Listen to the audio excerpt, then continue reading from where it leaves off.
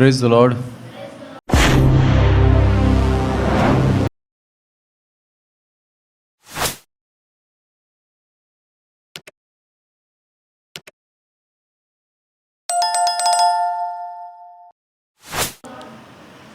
परमेश्वर का धन्यवाद हो, एक और अवसर उसने दिया हमें कि उसकी स्तुति, उसकी आराधना करी हमने।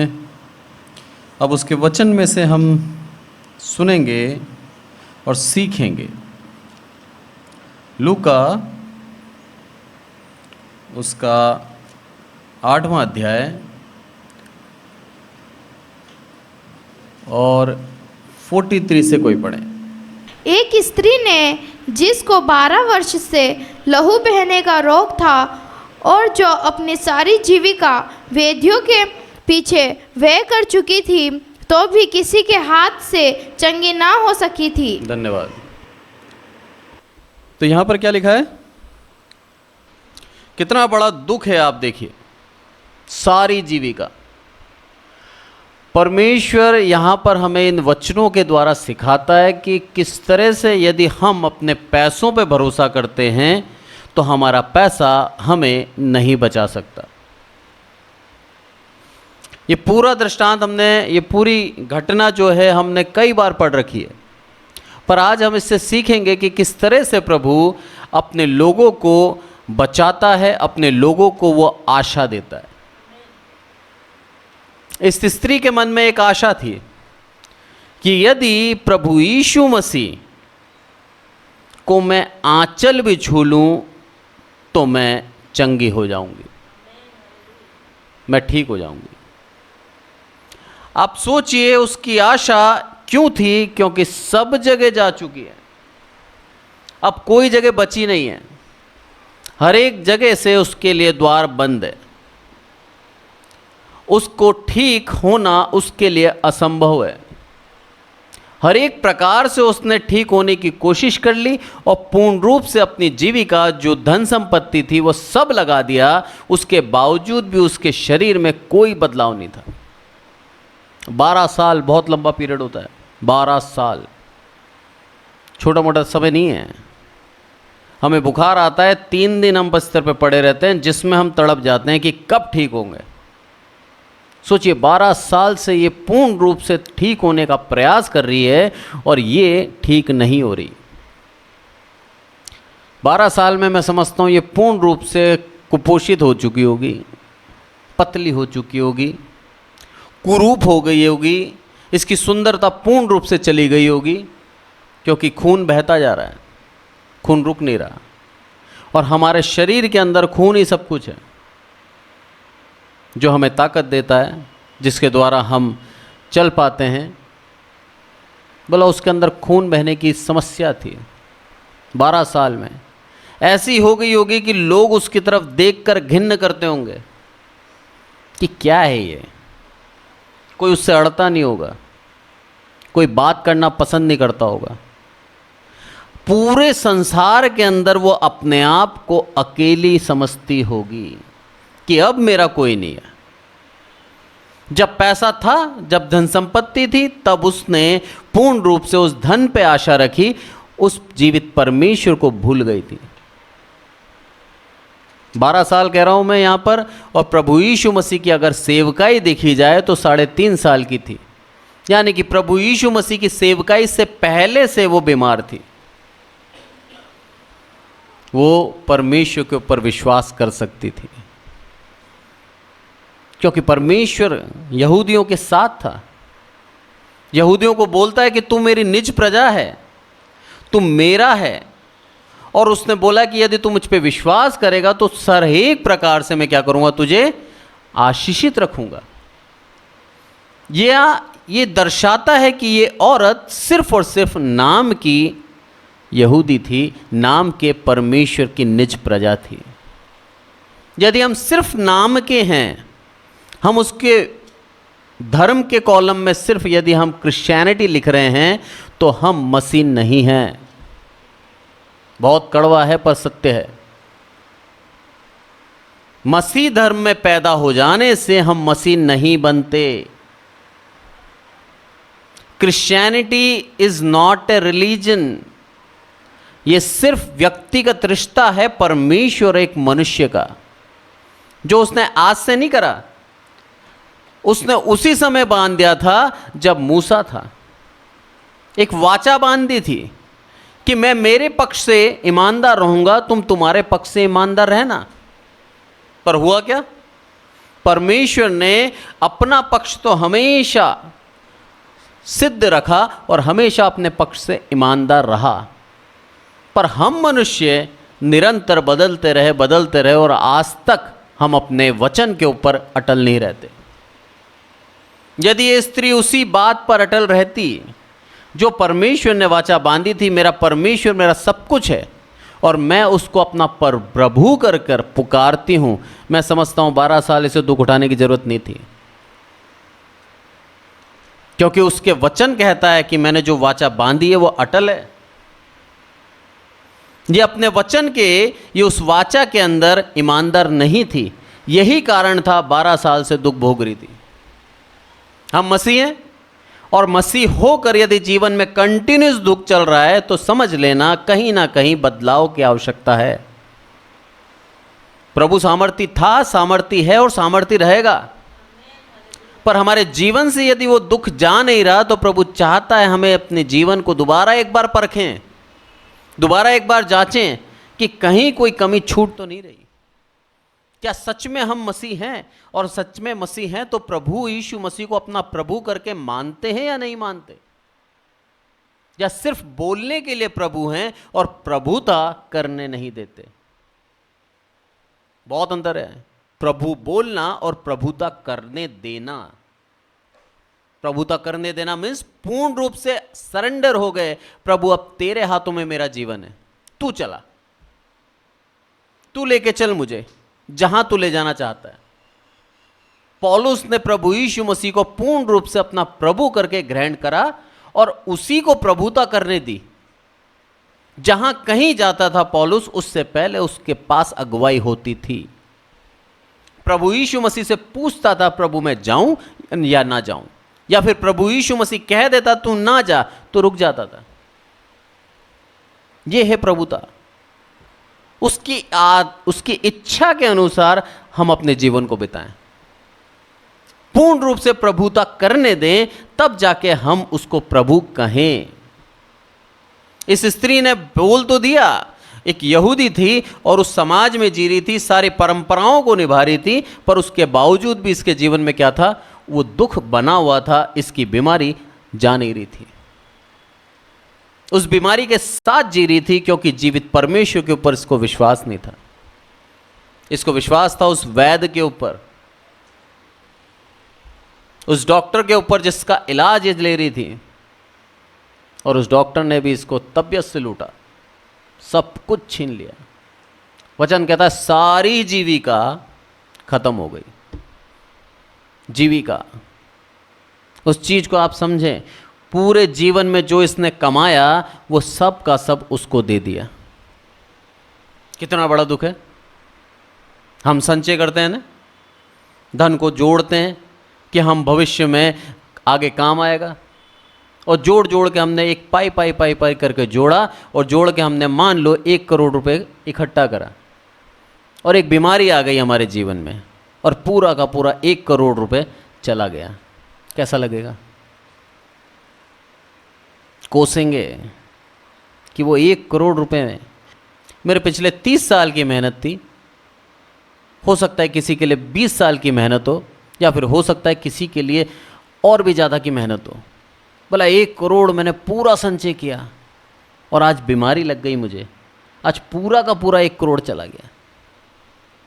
एक कैंसर हो जाता है ना, 50 से 60 लाख का ट्रीटमेंट है कैंसर का, 40-40 हज़ार रुपये का एक इंजेक्शन लगता है। छोटी मोटी बीमारी नहीं है, उससे बड़ी बड़ी बीमारियां भी हैं। 1 करोड़ आज की तारीख में मेडिकल टर्म्स की अगर बात करें हम, तो इतनी बड़ी बीमारियां हैं कि 1 करोड़ आज की तारीख में कुछ नहीं लगता। और इसका रोग तो असाध्य था, ठीक ही नहीं होने वाला। सब कुछ लगा दिया इसने। पहले जो संचय किया था वो भी लगा दिया, उसके बाद जो इसके गहने होंगे वो भी बेच दिए, उसके बाद जो इसका घर होगा मैं समझता हूँ वो भी गिरवी रख दिया या बेच दिया होगा। सब कुछ कंगाल हो गई, और ऐसी परिस्थिति में कि कोई इसको अब देखना पसंद नहीं कर रहा, क्योंकि इसका रोग ठीक नहीं हो रहा। और उसका कारण एक था कि इसको उस प्रभु के ऊपर विश्वास नहीं था। जब सब जगह से हार गई, तब जाके प्रभु यीशु मसीह के पास आई। बोला एक ही आशा है अब जो मुझे बचा सकता है, जिसके बारे में, जिसकी चर्चा इसने सुनी थी पिछले कुछ सालों से, या हो सकता है कुछ महीनों से, इसने उसकी चर्चा सुनी है, और उस चर्चा के आधार पर ये उसको एक विश्वास होता है और एक आशा जगती है कि अब एक ही जगह बची है, मैं प्रभु यीशु मसीह के आंचल को छू लूं तो मैं ठीक हो जाऊंगी। इसीलिए इसने पूर्ण प्रयास करा, और प्रभु यीशु मसीह को मालूम था उस रास्ते पे ये स्त्री मिलेगी, तभी उस रास्ते से गया और जा कर रहा था। यदि हम 42 आयत पढ़ें, बेटा 42 पढ़। क्योंकि उसके 12 वर्ष की एक लौती बेटी थी और वह मरने पर थी। जब वह जा रहा था तब लोग उस पर गिरे पड़ते थे। किसकी बेटी है? याईर की बेटी है। याईर ने पूर्ण रूप से विश्वास किया कि मेरी 12 वर्ष की बेटी प्रभु यीशु मसीह ठीक कर सकता है। उसके लिए लिखा है वो मरने पर थी, उसी मार्ग पे जा रहा था, उसके घर जा रहा था, बीच में ये स्त्री मिल गई जो खुद 12 साल से बीमार थी। 12 साल, एक तरफ 12 साल की लड़की जो मरने पर है, और एक तरफ 12 साल से ग्रसित, 12 साल से रोगी स्त्री। बाइबल के अंदर 12 का जो अंक है वो कंप्लीटनेस यानी कि संपूर्णता को दर्शाता है। बोला हो चुका है इसका 12 साल कंप्लीट, और उसी समय प्रभु यीशु मसीह के जैसे ही आंचल को छुआ। अब 44 पढ़ें आप। पीछे से आकर उसके वस्त्र के आंचल को छुआ और तुरंत उसका लहू बहना बंद हो गया। हाँ पढ़े। इस पर यीशु ने कहा, मुझे किसने छुआ?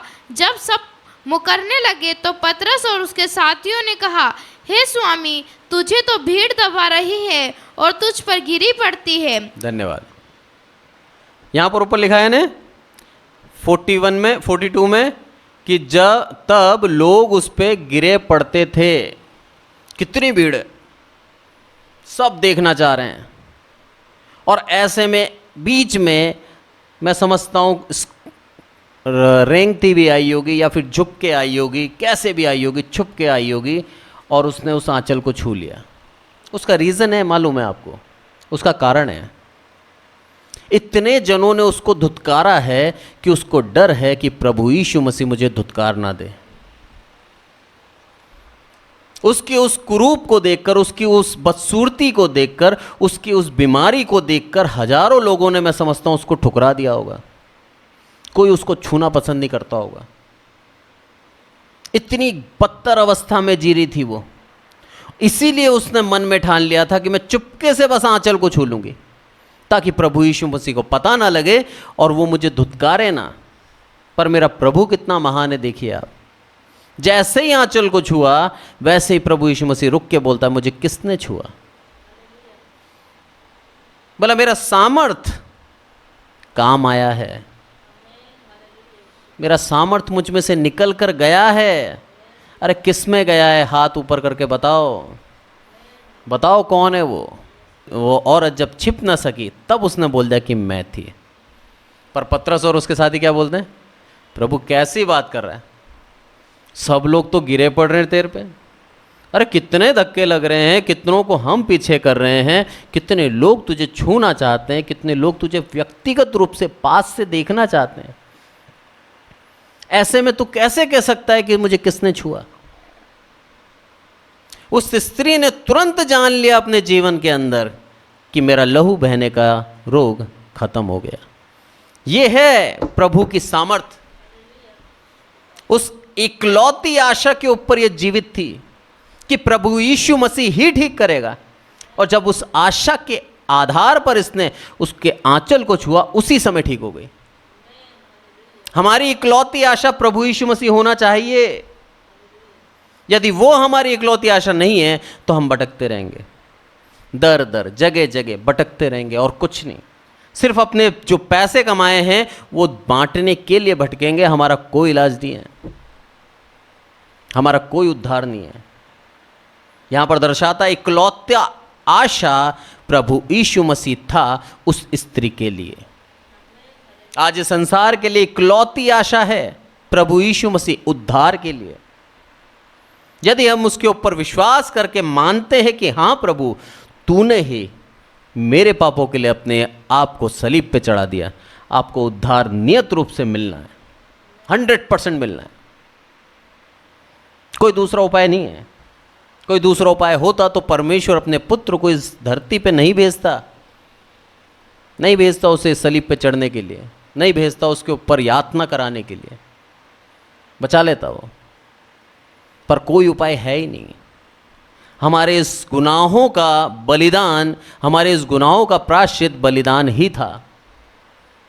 और इसीलिए प्रभु यीशु मसीह ने अपना एक एक बूंद लहू बहा दिया, ताकि हम लोग आज जो हमारी वो इकलौती आशा है, विश्वास करके उसके पीछे चलते हैं, उद्धार जरूर पाएंगे,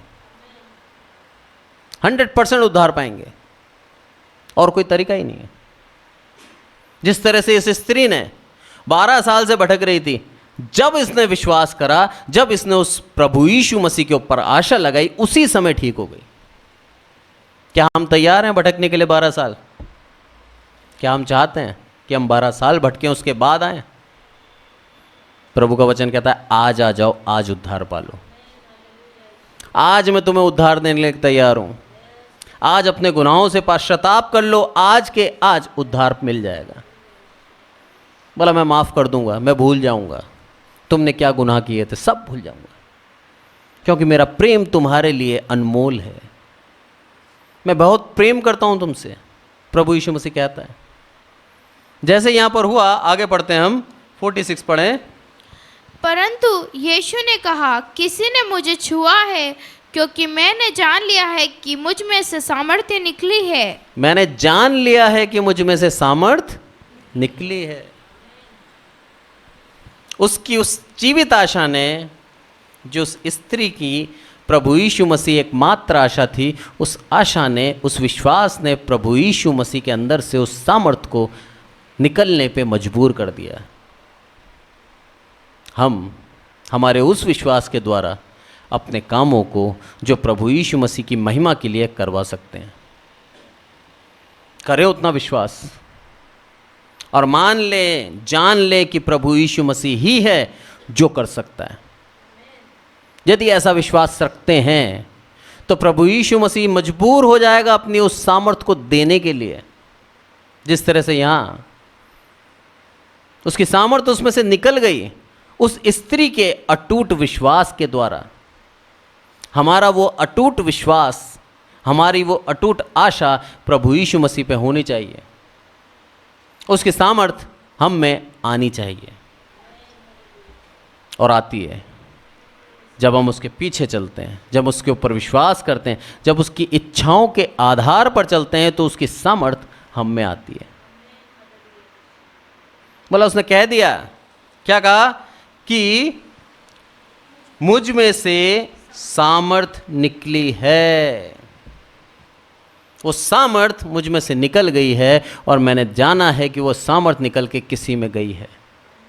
प्रभु यीशु मसीह चाह के बता सकता था तू है स्त्री, पर वो चाहता था कि खुद वो स्त्री सामने आए।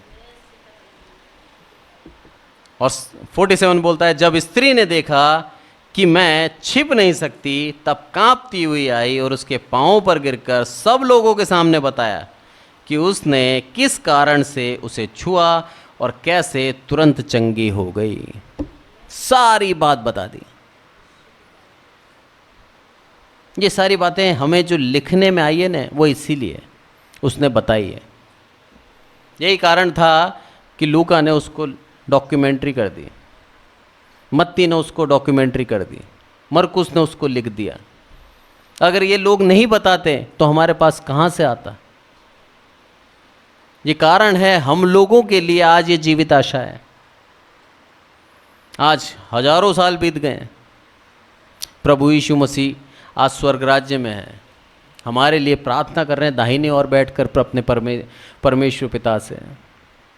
और वो कहता है बार बार कि प्रभु इसके अंदर भी मेरी सामर्थ्य मैं देना चाहता हूँ, इसके अंदर भी मेरी सामर्थ्य देना चाहता हूँ।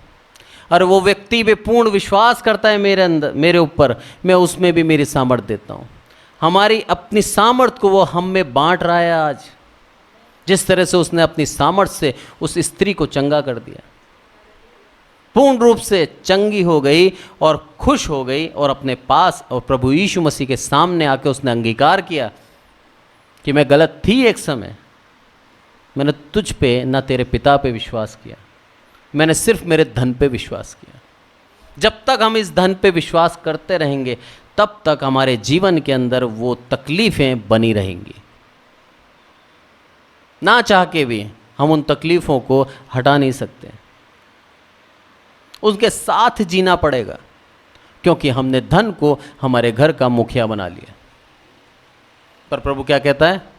अरे मैं हूँ कलीसिया का सर, मैं हूँ मुखिया तुम्हारा, मुझ पे विश्वास रखो।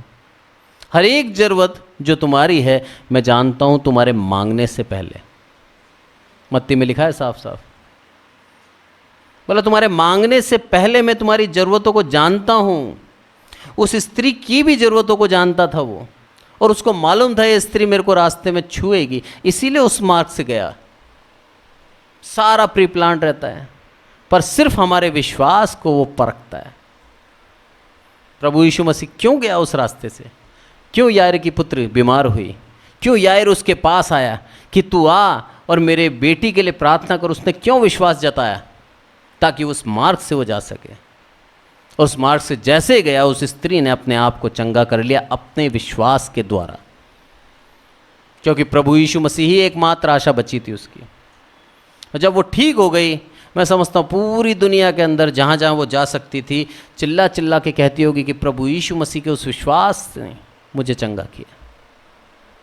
बोला 12 साल से दुखी थी मैं, बोला 12 सेकंड नहीं लगे मुझे, छूते ही, यहाँ लिखा है ना, छूते ही चंगी हो गई। और उसने अपनी देह में जान लिया कि मैं चंगी हो गई। बोला 12 साल की बीमारी, 12 सेकंड नहीं लगे मुझे। बोला ये शक्ति और सामर्थ्य है उस प्रभु यीशु मसीह में। वो तो लाइफ एक वो बन गई होगी गवाही सबके लिए, और सबको बताती होगी जा जाकर कि प्रभु यीशु मसीह की सामर्थ्य देखिए आप, उस सामर्थ्य का अनुभव किया है मैंने। ये हमारा कर्तव्य बन जाता है कि जब उसकी सामर्थ्य का हम अनुभव करते हैं तो हम प्रभु यीशु मसीह के उन कामों को दुनिया को बताएं, और बताएं कि हमारा प्रभु कितना सामर्थ्य है। तब जाके प्रभु हमसे प्रसन्न होता है। जब ऐसा हुआ तब आगे पढ़े 49, पहले तो 48 पढ़े। उसने उससे कहा, बेटी तेरे विश्वास ने तुझे चंगा किया है, कुशल से चली जा। कुशल से चली जा, तेरे विश्वास ने तुझे चंगा किया है। हमारा विश्वास हमारे जीवन में वो बड़े काम कर सकता है जो आज तक रुके हुए हैं, जिसके लिए हम प्रार्थना तो कर रहे हैं, पर हम बाद में बोलते हैं प्रभु हो सके तो, या फिर अविश्वास के कारण हम बोलते हैं प्रभु मेरी नहीं तेरी इच्छा पूरी हो। हमारी मांगने के पीछे हमारी सोच क्या है वो डिपेंड करती है हमारी प्रार्थना पूरी होगी या नहीं होगी। यदि अविश्वास से मांगा है तो भूल जाना, कभी प्रार्थना पूरी नहीं होगी। प्रार्थना करते हैं कि प्रभु मुझे चाहिए, और प्रभु देता है तो अचंबा ना करें, आपके विश्वास के द्वारा ये हुआ है। वचन भरा पड़ा है कि जैसे ही प्रभु यीशु मसीह आश्चर्य कर्म करते थे, लोग अचंभित हो जाते थे, अचंबा करते थे। अचंबा कब करते हैं? जब अविश्वास होता है। सिंपल उदाहरण से समझाता हूँ। एक छोटा सा बच्चा ये बैठा सामने, 5 साल का बच्चा, अगर 40 किलो अपने हाथ में उठा ले तो हम अचंबा करेंगे कि इतनी शक्ति इसमें कहाँ से आ गई। पर इसी की जगह इसका पिता यदि 40 किलो उठाता है तो हम अचंबा करेंगे क्या? नहीं करेंगे, क्योंकि हमें मालूम है उसके अंदर इतनी शक्ति है। अरे इन संसार के लोगों को नहीं मालूम कि प्रभु यीशु मसीह में कितनी शक्ति है। इसीलिए जब भी प्रभु यीशु मसीह कोई आश्चर्य कर्म करता था, अचंबा करते थे, अरे ये पुरुष कैसे ये कर सकता है। क्योंकि उसको साधारण समझते थे। पर वो प्रभु यीशु मसीह परमेश्वर का पुत्र है। हमें अचंभा नहीं होना चाहिए। हमारी जब तकलीफ़ें दूर हो जाती हैं हम अचंभा ना करें। हमारी जब प्रार्थनाएं पूरी होती हैं तो हम अचंभा ना करें। हम धन्यवाद दें कि प्रभु तूने मेरी प्रार्थना को सुना। मेरी उस प्रार्थना के लिए जो मैं इतने सालों से कर रही थी, इतने महीनों से कर रही थी या इतने दिनों से कर रहा था, तूने मुझे सुन के उत्तर दिया। हम उसका धन्यवाद करें। इसकी यही तो विनती थी इस स्त्री की कि बस प्रभु यीशु मसीह का आंचल छू लूं मैं।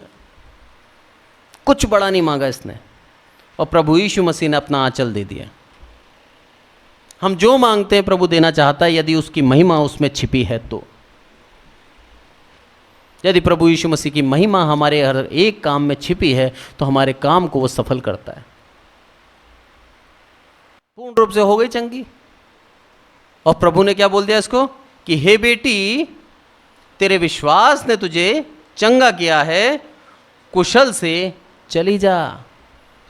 अब यह दर्शाता ये उसका घर नहीं था, घर के बाहर वेट नहीं कर रही थी, पता नहीं कहाँ बैठी थी वो, और पता नहीं कहाँ उसका घर है। उसे बोलता चली जा, चली गई।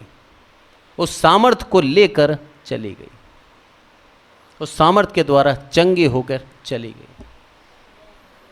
पर अकेली नहीं गई, वो उस आशीष के काम को लेके गई, प्रभु यीशु मसीह के नाम को लेके गई। और जीवन भर मैं समझता हूं प्रभु यीशु मसीह का धन्यवाद देती रही होगी।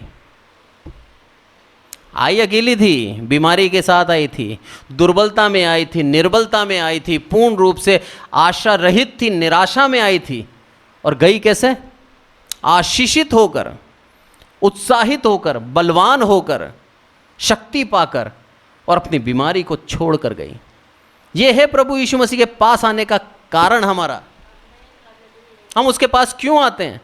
हम उससे दूर हैं तो हम निराशा में हैं, हम आशा रहित हैं, हम पूर्ण रूप से निर्बल हैं यदि हम प्रभु यीशु मसीह के पास नहीं हैं तो। पर जब उसके पास आते हैं हम, प्रभु अपनी सामर्थ्य के द्वारा हमें बलवान बनाता है। आएंगे हम निराशा में, पर जाएंगे आशा के साथ। यह है प्रभु का वचन जो आज हमें सिखाना चाहता है। भला कलीसिया में आए तो हो तुम, किस मन से आए हो?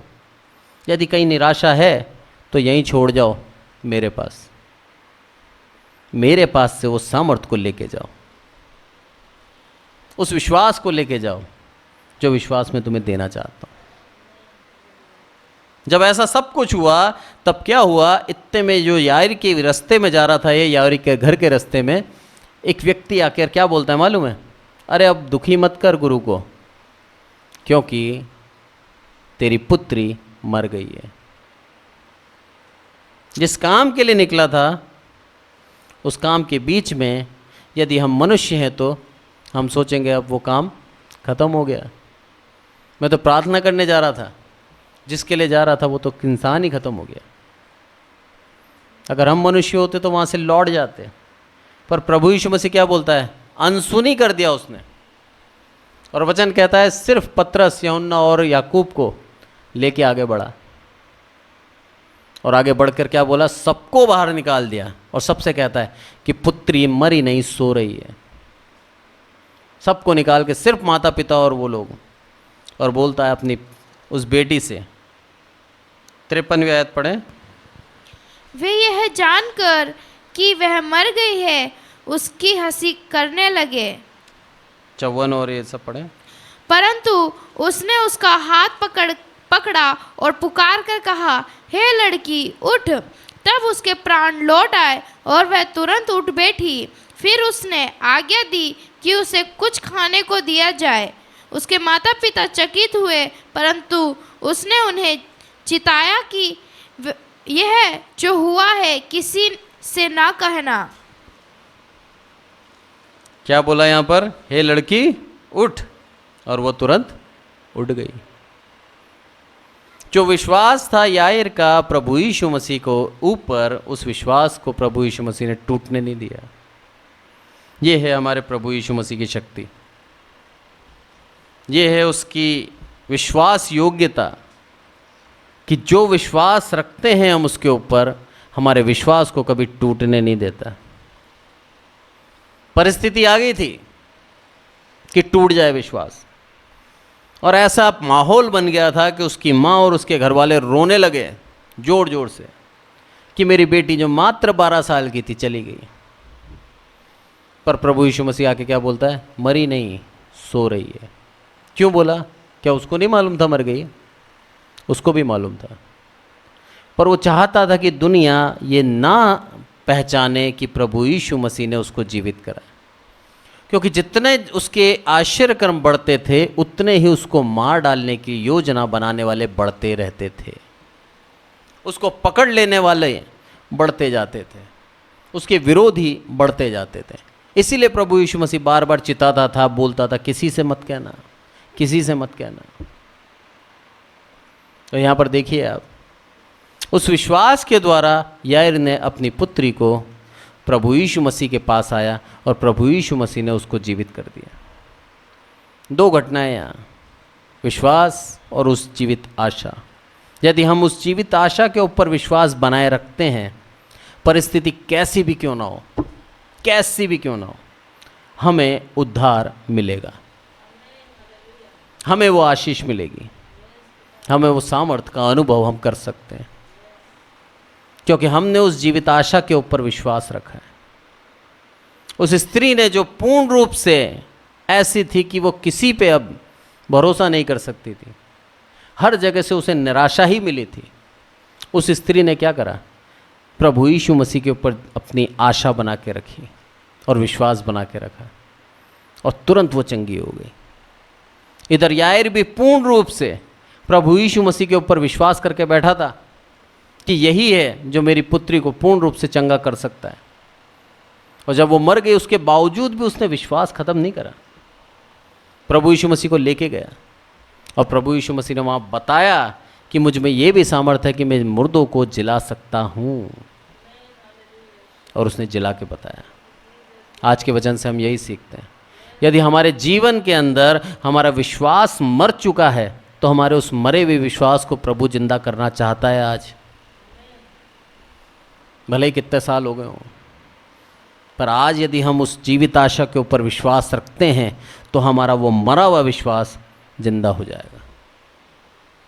हम उस जीवित आशा के ऊपर विश्वास रखें और अपने जीवन के अंदर आशीषों का अनुभव करें, उस सामर्थ का अनुभव करें जो प्रभु देना चाहता है हमें, उस सामर्थ के साथ हमें भेजना चाहता है कि जाओ दुनिया में और मेरे सुसमाचार को सुना दो। उसका वचन कहता है कि जाओ जगत में चेले बनाओ।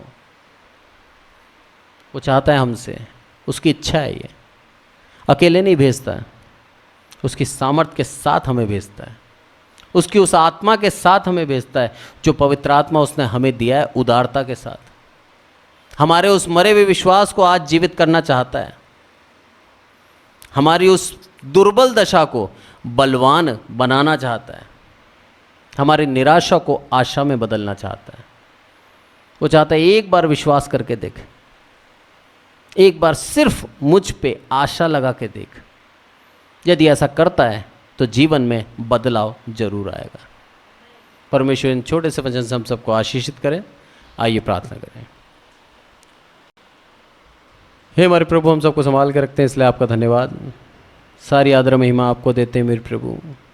सच में मेरे प्रभु, हमारी विश्वास की जो मरी हुई दशा है मेरे प्रभु, उसको आप जीवित करना चाहते हैं। आज का वचन यही कहता है, हमें एक नई आशा देना चाहते हैं, हमें नई ऊर्जा देना चाहते हैं मेरे प्रभु, ताकि हम उस ऊर्जा के साथ आपके राज्य का सुसमाचार फैला सकें और दुनिया को जो पाप में डूबी है मेरे प्रभु,